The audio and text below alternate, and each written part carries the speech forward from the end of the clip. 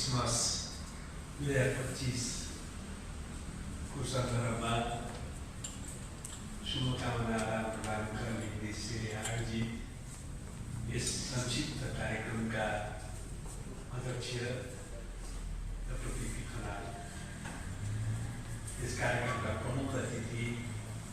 हाम्रो party Nepali communist पार्टीका श्रद्धेय संयोजक प्रचण्ड, यहाँ मञ्चमा आसन ग्रहण गर्नुभएका नेपालको क्रिस्चियन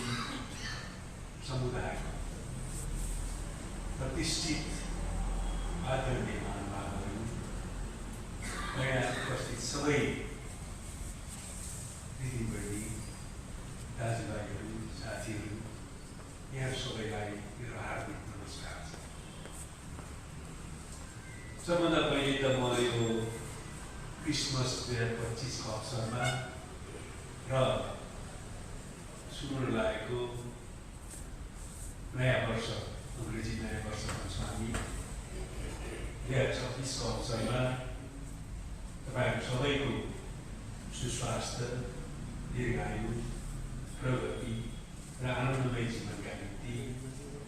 हार्दिक शुभकामना व्यक्त गर्न चाहन्छु। र यस अवसरमा म सबैलाई आफ्नो आस्था अनुसार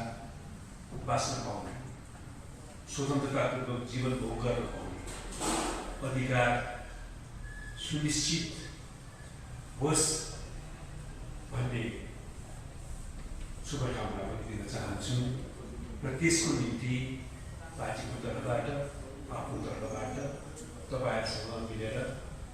सबैको अधिकारका निम्ति सङ्घर्ष गर्ने क्रममा तपाईँहरूको पनि अब अधिकार जो नेपालको संविधानले प्रदान गरेको अधिकारलाई स्वतन्त्रतापूर्वक उपभोग गर्न पाउने